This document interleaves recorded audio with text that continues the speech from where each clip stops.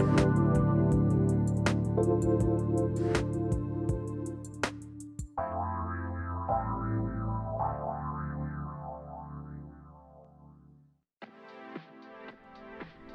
to Enneagram Conversations with Renee Siegel. Maybe you know your Enneagram type, but what's next? Renee uses the Enneagram in conjunction with self-awareness practices to help people better understand the patterns of their type, including patterns of thinking, emotions, and behaviors. This show is highly interactive. Listen or call in to find out how to identify your type, and for those who do know their type, what can you do next to open yourself up to a greater capacity for personal transformation? We all have great strengths, sitting alongside areas that we need to strengthen. It starts with noticing your patterns. You'll begin to discern whether you need to step in and take action or just sit back and observe. Learn how to dance between observation and participation and watch yourself transform. Enneagram Conversations starts now.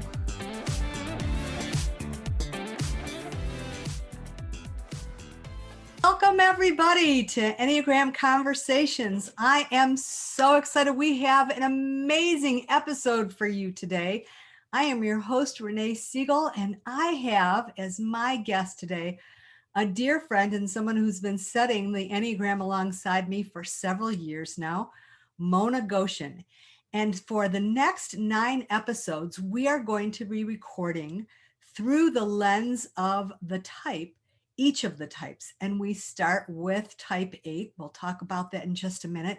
But I want to introduce you to Mona and let you hear a little bit about Mona. And then we'll talk about why we start with her type as we take a tour of the types for our next 8 sessions after this, 9 sessions including this.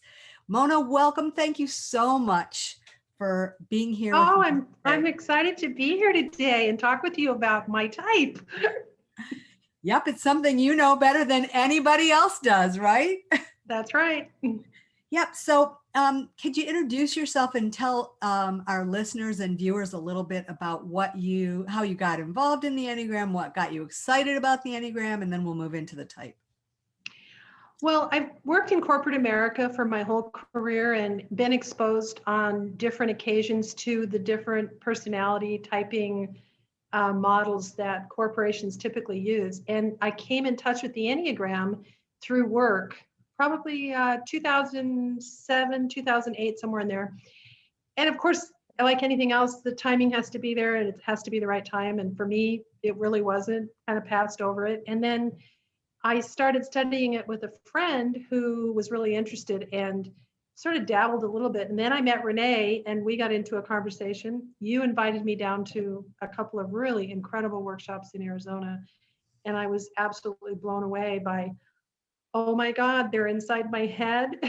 They know me, they understand me. And so much of what had happened up to that point in my life and how I relate to people, situations, things, all of a sudden became crystal clear as to why I interact with people the way I do. And it was just such an eye-opener, and I've been studying it ever since. And it really is sort of the backbone of everything I do in my life now. Mm-hmm. It is. It's kind of like, you can either hear the weird word and set it aside. You can hear the weird word and hear of Enneagram and kind of learn a little bit about it, and it whets your appetite, and you just kind of are more eager to know more and more. Or you can fall in love with the Enneagram entirely. And it was just such a joy to have you have a similar experience to mine. I fell in love with the Enneagram, and it was just like, the more I learned, we would have conversations about this. The more I learned, the more I didn't know about myself, and the deeper I wanted to dig. And I know that's been part of your experience too. So before we go into the 8, and the reason I want to talk to our listeners and viewers about why we start with this type. And, you could chronologically start with a type 1 and work through type 9, and that would make perfect sense, right? But if you look at the map of the Enneagram has sitting at its head the body-centered types, which are types 8s, 9s, and type 1s. And when we look at how human beings develop in utero, the very, very first part of us to develop that's visible is this gastrula, which is the belly tube, and then a spinal cord. And it correlates to what we call the reptilian brain, or the first part of the brain that's to develop. Our spinal cord is the first part of our brain to develop. And it's thought that the body types have a very strong sensate intuitive experience. And because it's the first part of us to develop, it just made sense to me as a person in mental health who's been a holistic healthcare practitioner who understands how this puzzle has been so meaningful to me, to begin with the body types. And there are plenty of people that teach the Enneagram from type 8, going clockwise, 8, 9, 1, 2, 3, 4, 5, 6, and 7. So for those of you who don't know that, that's why if you hear Enneagram trainings beginning with a type 8, this is the reason we begin with 8. It is the first of the body types, and it is the most direct expression of the body types, as we're going to hear from Mona. And it is a perfect place to begin to take a look at how internally we develop from the inside out. And our gut, when we talk about these gut reactions, these instinctual reactions, they are related to our belly informing us, our sensate experiences, our body informing us, which is a incredible place to gather information. If you remember episode 2, we talked a lot about the centers of intelligence, and the top center of intelligence that sits on the top of the Enneagram is the body type. Lastly, it's also thought through spiritual traditions or ancient wisdom traditions that when we look at the essential qualities of all the type, those that were given to us by our creator, our divine, the divine, and through psychological language, the essential qualities, those gifts all entered through the top at point 9, also through the body types. So we're going to honor our body types by beginning with type 8. And I am really interested in you talking more about your kind of biting on to the Enneagram experience and what you first noticed when you heard something about that type that went, oh my goodness, this is a description of me. Right. Well, as I said, when I first met you and you invited me down to Arizona to come to a workshop, it wasn't an, hey, here's the ABCs of the Enneagram. It was a deep dive by a presenter who was also an 8. She was teaching all types, but she happened to be an 8, so I really related to her. But she was teaching from a somatic tradition, which is more about your feeling, your body feelingness, your emotional feeling. And so I spent 3 days in this workshop discovering all these descriptors about myself that I had been fighting with myself about for my whole life. Things like needing to be in control and having to be powerful and needing to have this issue for me always my entire life. Respect. You must respect me. You don't have to like me, but you must respect me. And I never understood that that was part of who I was. I thought that was something that I learned. And then after the workshop, I was blessed to spend an hour one-on-one with this presenter. And she took me into the belly of vulnerability. And it scared the bejeebies out of me because I really had no clue that this whole armor that I put out in front of myself to not be vulnerable, to never allow myself to be vulnerable or to allow anybody to see my vulnerabilities. And the way she described it, she said, it feels like somebody would kill you if you were vulnerable. And I said, yes, that's how I feel. It's like next to death to feel vulnerable. And once I learned that about myself and I realized, oh my God, this is exactly what I have to work on. And so accepting that I can be vulnerable has been the process I've been working on ever since I first discovered my type and I attended this workshop. And so it kind of is a thread that runs through everything because I know you'll get into other classes about the line of connection, but my line of connection is to 2, and 2 is where you are open to more of a softening of who you are. And so I'm learning to go there and not be quite such a have to be so strong and so powerful all the time that I can be vulnerable, especially when I trust people. And so that's probably been the biggest draw for me. Mhm. You raise so many important points here that I want to kind of go back to and kind of dig a little bit deeper into. So, I don't think there's any type on the Enneagram that loves being vulnerable. I mean, I think when you stand up and say, if I could take a poll of everybody in our audience, how many of you love vulnerability? You wouldn't get a whole lot of people raising their hand. Brene Brown has made a career out of talking about imperfection and vulnerability and things like that. So, and she's not a type 8. And so we understand that nobody really likes to expose themselves or to be vulnerable, but you brought up this notion that being vulnerable feels like you're going to die. And one of the things I think that is I really want to pay attention to is that's the depth of fear or avoidance of vulnerability that an 8 has. No types like to be vulnerable, but an 8 takes this in at a much into a much deeper place and says, I will spend my life not being vulnerable, because being vulnerable is being weak, it's being whatever it represents. And I'd like to hear a little bit more about what that means to you. And I feel the depth of it when you talk about I could lose my life if I'm vulnerable, right? Right, right. So I am of the age when I grew up as a feminist in a very male dominated corporate America, where we were expected to behave like men, but we weren't men. And we weren't allowed to cry, and we weren't allowed to have emotions. And if you expressed emotions that men expressed, they were perceived differently. And so I began to understand that I was on this playing field where if I wanted to succeed, I had to play by their rules. And so that's where I really learned to protect myself.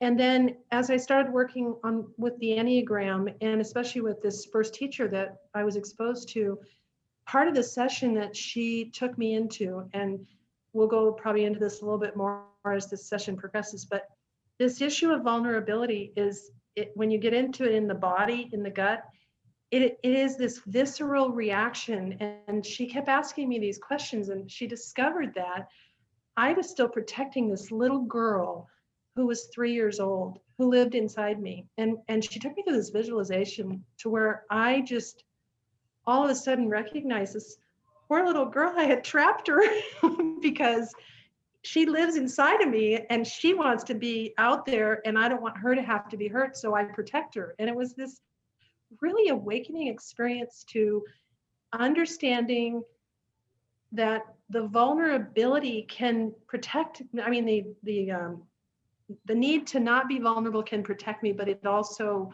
hurts me in other ways. I have to learn that there's a balance between the vulnerability and not being vulnerable, especially when you can learn to trust people. And I think that's where it Yeah. becomes a gut reaction, an intuitive sense of learning to know when it's okay to be vulnerable. Right. And that's been a lifetime process for me. Mm-hmm. So many 8s will describe this sense of having an injustice experience in their life. And you're talking about growing up as a feminist in a corporate world. That's certainly an example of a very gross and large institutional and injustice. We could go into that and have a whole nother conversation, but we'll just look at that and hold that for within that language if we can for a moment. But there's a place where each one of the types and their pushback and 8 against vulnerability is to preserve or protect the innocence. And there's nothing more innocent than a little child. And so, Right. Can you talk about the bandwidth or the play between vulnerability and innocence, and how that has in any way been part of your journey? Well, I grew up in a very big family with an alcoholic father, and I was the oldest girl. And I became the surrogate mother for all the younger children. So I never had a childhood. I didn't ever get to be a little girl. And I think that's where the protection of that innocence started. And then it moved beyond that into my other relationship dynamics. And it wasn't until I probably a lot of therapy and learning to deal with some of the issues, the unhealthy side of being an 8, I'll call it, when I became an adult and I really began to embrace that I could be vulnerable. And I mean, we're talking putting your toe in the water for me was like huge. It took a lot of coaxing from others and from myself to get myself to allow that innocence to come out, even as an adult. And I think that little girl that I never allowed myself or wasn't allowed to be in my growing up years, I didn't have a childhood. I never felt a childhood. Mhm. And so that uh, needing to have a control over everything in my life was the flip side. And so I learned the control without the innocence. And then as an adult and really beginning to understand myself through therapy and through using the Enneagram, I have started understanding myself, and I can be vulnerable now. I can just laugh at myself, or I can say, well, it's okay that, I'm not in control of this situation, or that I can allow somebody else to be in control and not feel like, for me, that will mean that it's an all or nothing anymore. But it's been a long journey, a really long journey for me to Yeah. get to that point where I can just even cry in front of somebody else. Mhm. And I've watched you appreciate the innocence of people who are struggling, of little people who have not grown up, of your own grandchildren, of just Yeah. the sweetness and the purity and the innocence, and just experience, the joy in all of that without a pushback at all. And that's real growth. Yeah, I think grandparenting it was the tipping point for me, as far as I no longer had to feel like I was the protector, as I did with my own children, and I didn't need to feel like I had to be in charge of them. Their parents are doing a great job of parenting them, and I just get to enjoy them. And I think you're right. It's just seeing their innocence. Just I can feel it in my heart right now, Yeah. how it makes me feel to see their innocence, because they're in healthy, loving, familial relationships with their parents. And so they feel safe. I observe this all, and maybe it's because I'm an 8 observing it, but I see their innocence being protected, but it's not protected by control, it's protected by love. They know how loved they are. They know that life is supposed to be fun and happy and all those things that I didn't experience. So I'm watching it through their eyes, and it's really fun to watch. Yeah. And Yeah. like I say, feel it inside of me, the happiness. Yeah. And just as a comment, innocence, whether we get to express it or not in our childhood, is still ours, because even if we have to grow up fast, we started somewhere from that place. And when we get to naturally progress out of a sense of innocence and slowly integrate with loving, child care and caregivers and parents and teachers and things like that, when we're held in that container, which none of us have perfect experiences growing up, and we get to slowly transition out of that, we get to grow from innocence into whatever it is we have to deal with as an adult.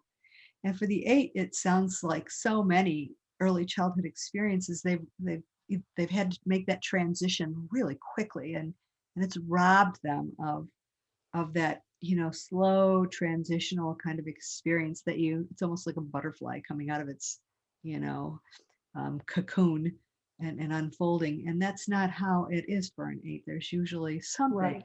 that's been an injustice or perceived injustice of sorts, that the protector shows up, and the innocence kind of fades or moves quickly out of the way because you just doesn't work in your life.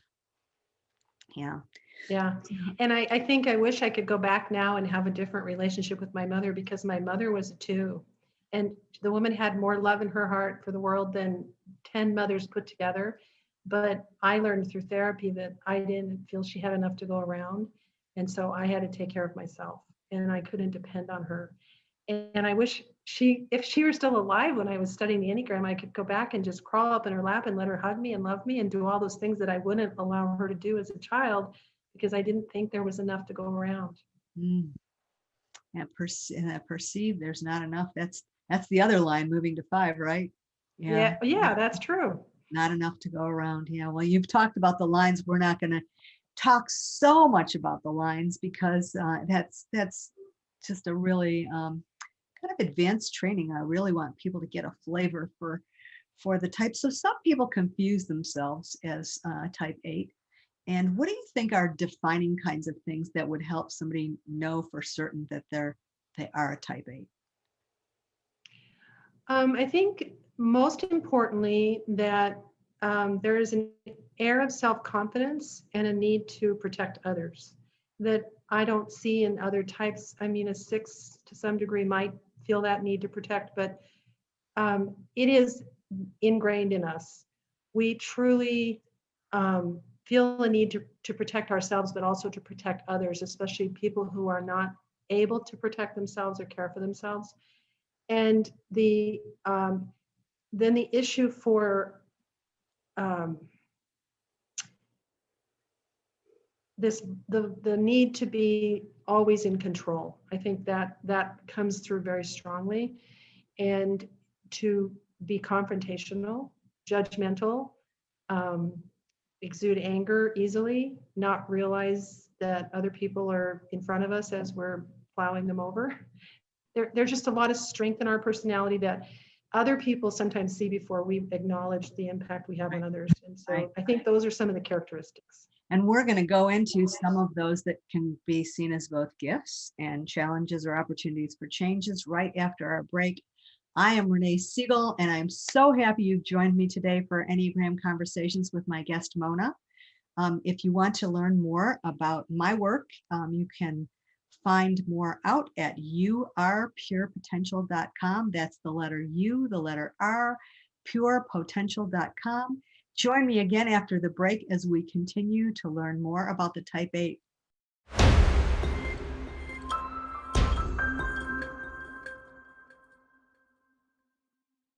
Welcome back to Enneagram Conversations, where we are going to continue our conversation with Mona, our type 8. And Mona, thank you so much again for being with us today. We're going to continue to talk about your type and move on to the gifts of the type. We've talked a lot about kind of the challenges, things that you've noticed, but I want to talk and spend some time allowing people to appreciate their type 8. And so if we could answer that question as well as what you appreciate about being a woman and a type 8. So I think one of the greatest gifts of being an 8 is we have the best gut instincts of any of the types. We can make decisions quickly. And when I make a decision, I can turn on a dime and never look back. I've been that way my whole life, and I didn't understand that it was part of my type 8 until I discovered the Enneagram. But I, for my whole life, have always said, I so trust my gut. I would watch other people that would say, oh, I have to think about it. I have to do more research. I have to take more time. I couldn't possibly make a decision this fast. For me, that has always just been such a gift. And then the self-confidence that I've always had, even when I didn't know let's just say I didn't know a topic very well, but I could put myself out there and confidently present something, even if I wasn't the best at it. I could walk into any room, take control. I was always promoted into jobs without asking for promotions until I owned my own companies. I was just always recognized as an overachiever and a producer and a person who got things done. And so those were gifts that I didn't even realize I had. Other people always recognized them in me. And as a result, I was able to, as a woman in a man's world, succeed and still have a balance in my life with family and children. It was tough, but I managed it because it was really important to me. But I was well respected by men because I was capable of holding my own with them because I was such a strong person and I exuded this self-confidence. So it was always something that worked for me. Mhm.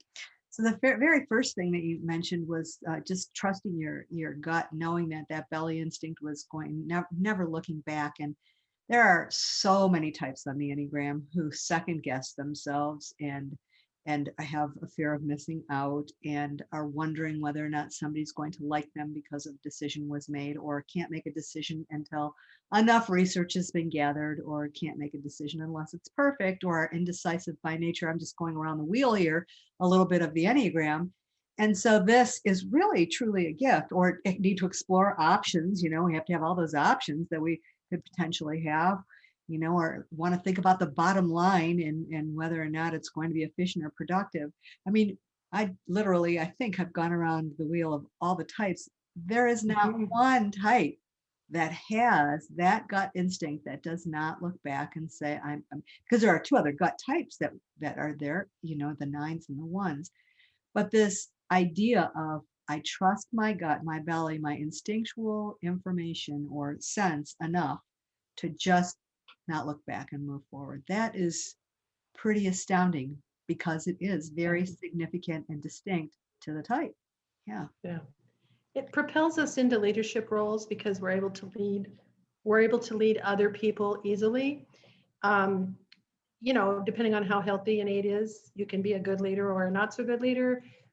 Some leaders become bullies as eights, and some ego comes into play. But overall, you can be propelled very easily into those roles and be very comfortable Mm, because of the ability to yeah. make decisions. Yeah, you're speaking to the abuse of power, power when you have power and control and you seek power and control, and that's kind of an underlying core motivation and what's running the show. The abuse of that power is definitely a possibility. So this notion of, let's just look at not uh, um, government kinds of things or leading country kinds of things, but let's just look at the personal aspect of what it means to navigate, this notion of power and control in relationships and personal relationships. And how does that work? Well, I was married to a nine, and nines are very go along to get along. They are more passive aggressive in the way they deal with things versus the eight being aggressive. And my husband passed away, but I really wish I could go back and if we had had the Enneagram in our marriage, so many things would have been different because I really, the negative or the downside of being this, having the ability to react quickly, make decisions quickly, and take control of situations very easily can be overpowering and overwhelming to other people. And when they can't keep up with us, we judge them, we criticize them, and then we try to control them even more. And it was a learning process through my whole life to realize that I hurt people when I do that. I have to sometimes say it's okay that I one of my go-tos was, how can you not get it? It's not that hard. And when I look back on all those years when I used to say or think that about people, it was so judgmental. And what I would realize now is because they don't think like I think, they don't react like I react. And I had to learn by managing managers. That was the biggest test for me, and being in a marriage and having children. But in the work relationships, as I started hiring managers to manage divisions, I would have these weekly meetings and they would say, well, if you want me to come to this meeting, but you never listen to me, then why do we have to have this meeting? Just tell me what you want. And I had to learn to say, okay, there's more than one way to get to the end result. And I had to let them be empowered. And that was one of the biggest steps I made in my career path, was to take power to empowerment. And once I learned to empower others, the need to control them lessened. And Mhm. it was a big shift in my life, probably in my 40s. And when I made that shift, how I interacted in relationships changed. And then when I discovered the Enneagram and I realized you don't need to judge people, they're just being them. Not everybody wants to be you. Not everybody wants to do things the way you want to do it, speaking to myself.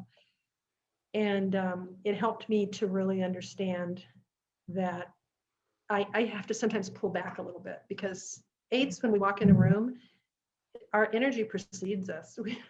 We just blow into a room and everybody knows we're there, but we don't say anything. And I used to always wonder why that was. And then I realized it's part of being an eight. Yeah. Yeah. And you just spoke from that. So this language around moving from power to empowerment is not negating an eight's need for power and control. It's working with the need for power and control at a higher and more evolved level. Right. I mean, That's how it felt to me.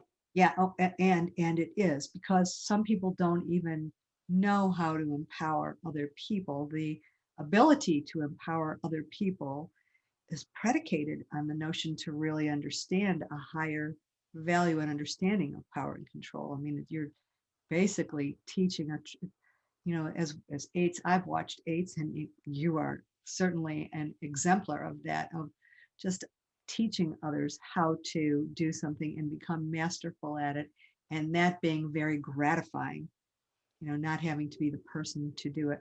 Just recently, you were teaching me how to use my Instapot.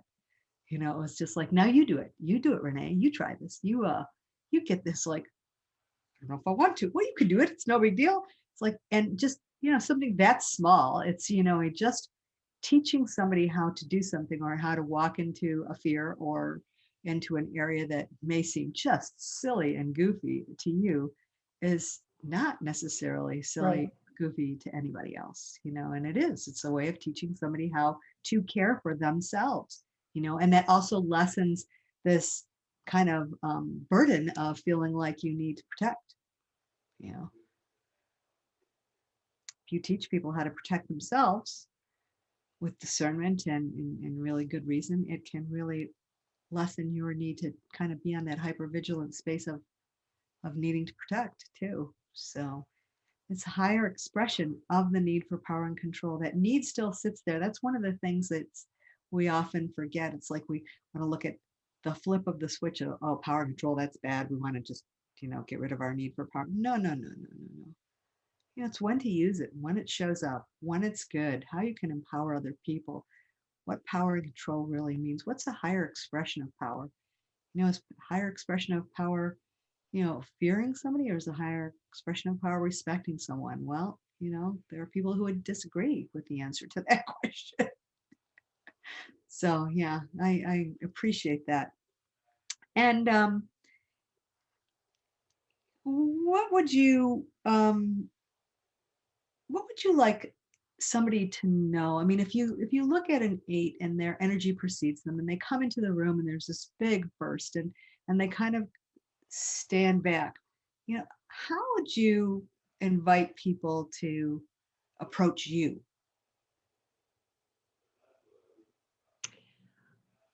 I think what I've learned from my interactions with people is that when a person will stand toe to toe with me, when I get a little too my overwhelming powerfulness, whatever you want to call it, comes out, that a lot of times people back away.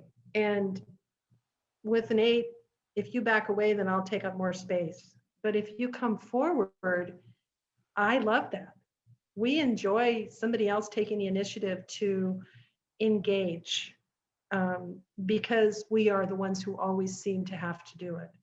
And what I've practiced in my life now is I survey a situation, and if there's someone in the situation who has a need to be in control or in power, I am comfortable letting them go there, and I will sort of pull back and allow that. But if nobody will fill the space, then I will fill it. And especially in a debate situation, if you want to debate with me, then step up and debate. Now, I remember the first time I ever had a fight with my husband where he looked me in the eye and told me to shut the F up. And I went, he's never done that before. But it was the most eye-opening experience I've ever had with him, because it was the first time ever he stood toe to toe with me, and our relationship shifted. In that moment, it shifted, because we then talked about it. I said, you've never said that to me before. And he said, I know, but you need to understand I have a voice here. And it was just, it shifted. And, you know, we get to have those kind of experiences in our life sometimes that are so opening for us to understand ourselves better in relation to others. Mhm. So when your 9 husband said that to you, brought that to your attention, and you said things shifted, it sounds like you had some awarenesses that were different than you had before. He said to you, Right. "I have a voice." What else were you aware of when he did that? I was aware that he had an opinion and he wanted to express it. And he had always let me have my way. Whenever he would rather not fight with me, let's keep the peace. And when he did that, it was, I've had enough. And and what would happen for me was I went, finally. I didn't think about it before it happened. I didn't anticipate it. It wasn't an expectation that I had set. It just happened. And it was like this intuitive click that I got it. Yeah. And it didn't make our relationship perfect, but it didn't, I understand exactly what happened now. But back then I didn't. Back then it was more of a gut reaction to what was going on in that particular conversation and the shift that I saw it make in our relationship overall. It was Wow. probably about, 6 or 7 years into our marriage. Yeah. Well, thank you. We're going to take a short break. I am Renee Siegel. I hope you'll join us as we return with Mona to learn more about type 8s and maybe something about her Enneagram journey that a little nugget she can share with you, or something about your own journey that she can share with you. Come back and join us after break.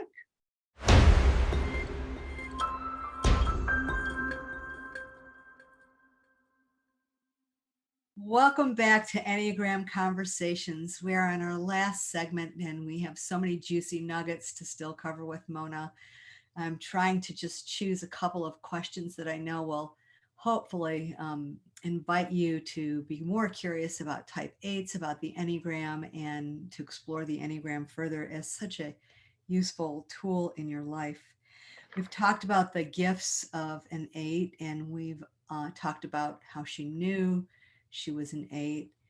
I want to talk, and we've talked about a few of the challenges of being an 8, but I want to talk about going into the inner sanctum right now and a day-to-day way of being with oneself. And what I mean by this is, you can have an Enneagram journey where you listen to a podcast like this, pick up a book, identify your type, and use your type as just something to either say, wow, I get it, I get it, I get it. This is what we do as certain type.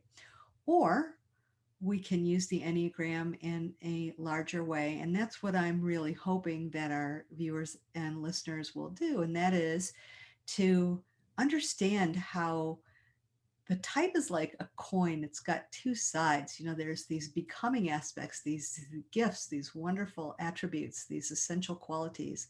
And then there are these challenges. There are things that are really difficult for us to do. And without practices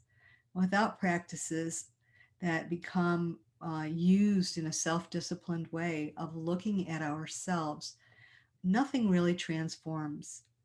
And we're looking at using the Enneagram as a transformational tool by dancing between watching and noticing our behaviors and then jumping in and taking action. So along those lines, Mona, talk to us about observation and participation as it's been part of your Enneagram journey as an 8. Well, I've been studying the Enneagram now for about 10 years, and I'm still working and moving pretty close to getting close to retiring. But I think the initial stage was working with family and friends and understanding people in relationships, in personal relationships. And I think your relationships are richer when you understand other people's perspective. And also understanding what triggers another person.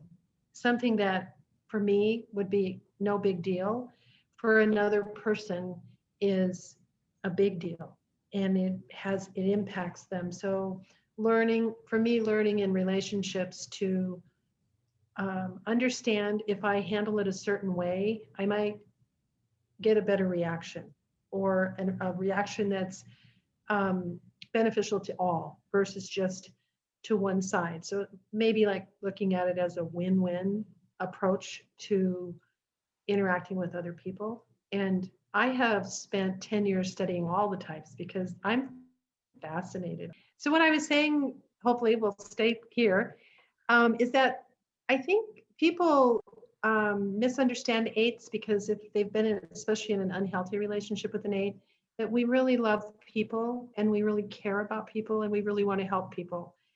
And that's a driving force for us, is to be the protector, and we care about people. One of the things I work on vehemently is on compassion for other people, and I research that topic all the time.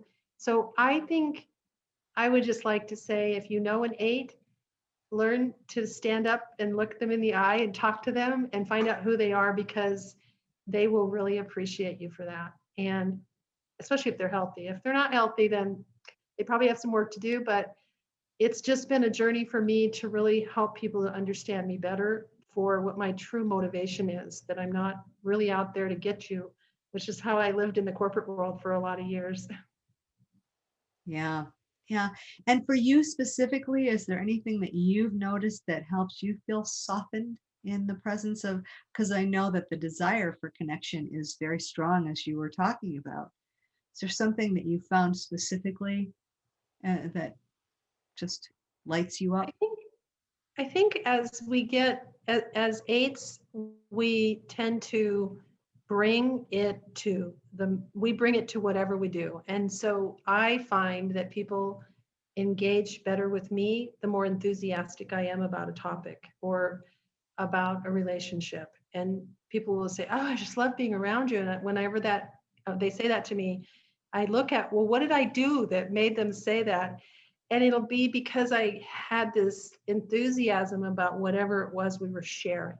And so I've learned over time that if I can get out of my seriousness, which is focused on get the job done, and be a little bit more lighthearted in how I interact with people, that I have a better interaction, and so do they.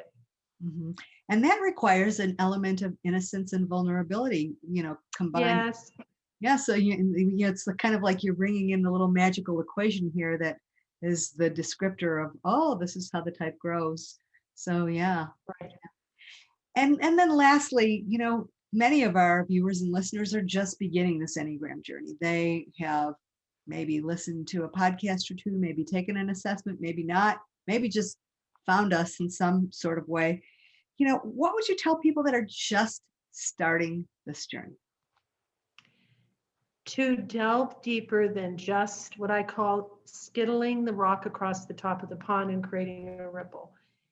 If you only just find out what your type is and you never go any further, or you just look at your type and you don't get into all the wonderful facets of the Enneagram, you miss out on the richness of this tool and the impact that it can have on your life. And so I always encourage people, go to seminars, read books, listen to podcasts like this one, learn as much as you can. And for every question that you get, go find the answers, because there's so many good teachers out there that can help you, that have written great books, that put on workshops and so forth, that the Enneagram will change your life if you get below the surface and begin to do the self-observation of who you are and how you relate to the world, but then also how the people in your life relate to you and how they relate to the world. I just think that it's invaluable. Yeah. Yeah. And then you're bringing up a way that I think is just important that we end our show today. And that is, if you can find an Enneagram community, there's no reason that you cannot with all the online opportunities today. There are many local physical face-to-face opportunities too, but an Enneagram community where people are actually all doing this kind of work is a expedited path to transformation.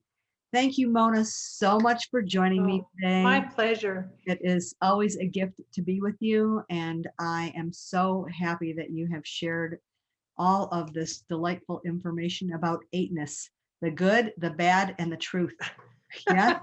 Well, I hope it was informational for others too. Yes. Thank you, everybody. And I look forward to our next episode where we are going to learn about the type 9. If you want to learn more about me or my work, I am Renee Siegel, your host. Very grateful to be with you today. And you can find out at yourpurepotential.com. That's the letter U, the letter R, purepotential.com. Thank you again for tuning in today. Thanks for listening to Enneagram Conversations. Renee is on a mission to guide people towards cultivating inner observation, which assists with self-awareness and expansion. Identify your type, notice your patterns, and learn how to unlock the higher aspects of your Enneagram type. There is limitless potential inside you already, just waiting to be unveiled. Join Renee next time on this journey of self-discovery and create more purpose and power in your life. For more information about Renee and her work, visit yourpurepotential.com. That's the letter U, the letter R, purepotential.com. Until next time, remember, you are pure potential.